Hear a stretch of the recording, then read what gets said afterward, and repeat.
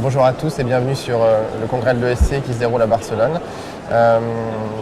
Avec la chaîne Cordiam, j'ai le plaisir aujourd'hui d'interviewer le professeur Engoulevent, qui est cardiologue à Tours, et avec lequel on va parler de l'étude de CANTOS.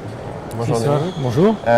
Alors déjà, j'aimerais vous poser la question de ce nouveau concept qui fait un petit peu le buzz autour de l'inflammation, des pathologies cardiovasculaires. Et est-ce que vous pouvez nous en dire un peu plus sur ce concept principal et sur quel substrat il est né? Oui, alors en fait, ça fait plusieurs dizaines d'années qu'on parle de l'inflammation comme une cible thérapeutique potentielle pour les maladies cardiovasculaires en général et pour l'athérosclérose en particulier.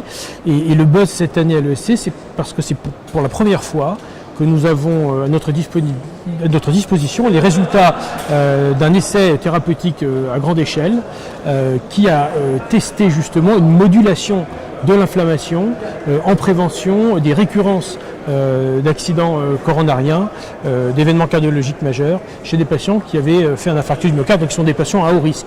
Et c'est la première étude qui est allée aussi loin en termes d'ambition, de nombre de patients inclus et de résultats d'ailleurs. D'accord. Donc voilà, une vraie grosse étude, une nouveauté en fait dans le monde de la cardiologie. Est-ce que vous pouvez nous parler de la population qui a été ciblée et le moment où on se situe par rapport à la maladie cardiovasculaire? Alors tout à fait. Il faut rappeler que dans cette étude, le traitement, en l'occurrence testé, ciblait l'interleukine 1 bêta. L'IL-1 bêta, c'est une cytokine pro-inflammatoire dont on sait qu'elle est en amont de l'interleukine 6, de la CRP et d'autres cytokines pro-inflammatoires qui sont dosées en routine, ce qui n'est pas le cas de l'interleukine 1. Or là, dans cette étude, les patients inclus étaient des patients qui avaient fait un infarctus du myocarde depuis au moins un mois. C'est très important ce délai d'un mois, on verra après pourquoi. Et ce sont donc des patients à très haut risque. Et ce qui est ciblé là, c'est bien entendu les récurrences d'accidents cardiovasculaires, c'est-à-dire surtout l'athérosclérose et ses complications.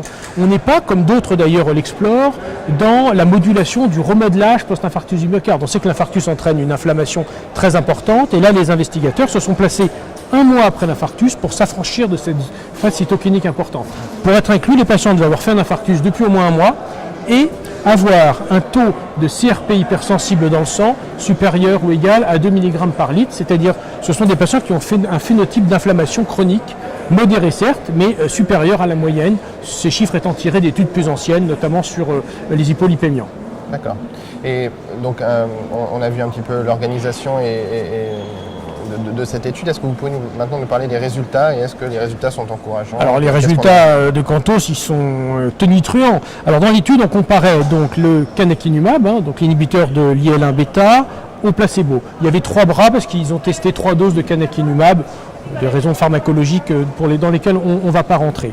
Ce qu'ils ont montré simplement, c'est que dans les bras qui recevaient 150 ou 300 mg de canakinumab, on a une réduction de 15%, statistiquement significative, du critère majeur qui était infarctus non fatal, AVC non fatal et mortalité cardiovasculaire. L'essentiel du bénéfice clinique étant en réalité lié à la réduction des infarctus, des revascularisations en urgence, des décès liés à l'infarctus du myocarde.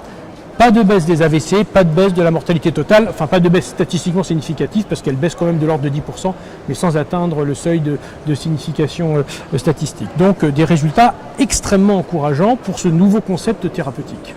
D'accord, très bien. Et est-ce qu'on peut parler aussi un petit peu des effets indésirables de cette molécule, par exemple? Tout à fait. Le principal effet indésirable qui a été repéré, ça a été une augmentation des infections fatales.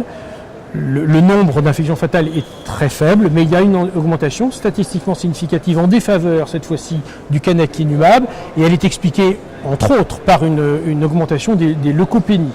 Ceci dit, ces infections fatales ont surtout touché, comme on pouvait s'y attendre, des patients fragiles, des gens âgés, des patients diabétiques. Alors il y avait un autre effet qui lui n'est pas désirable, qui était fortement surveillé dans cette étude, c'était l'effet sur les cancers. Et alors c'est un signal, puisque ce n'était pas une étude taillée pour ça, mais il y a une réduction statistiquement significative de la mortalité par cancer, et les auteurs se sont même fendus une publication séparée dans le Lancet pour montrer que c'est une réduction des cancers du poumon et des cancers du poumon mortels, ce qui est tout à fait en congruence avec des publications antérieures qui avaient montré que dans ces cancers, le phénotype inflammatoire joue un rôle majeur, notamment dans leur diffusion métastatique qui souvent fait le lit de leur mortalité. Ce qui est à noter, c'est que tant dans la réduction des événements liés à l'athérosclérose que dans la réduction des cancers, on a une dose dépendance. C'est-à-dire que plus on a mis de médicaments, plus on a eu une réponse inflammatoire, c'est-à-dire une baisse de la CRP hypersensible, et plus on a eu une réduction des événements. Il y a donc un effet pharmacologique dose dépendant. Vous avez une diminution du marqueur cible, la CRP hypersensible, qui s'accompagne d'une réduction plus importante des événements. Et ça, c'est quelque chose qui emporte vraiment la conviction sur le mécanisme d'action bénéfique de cette stratégie thérapeutique. Très bien.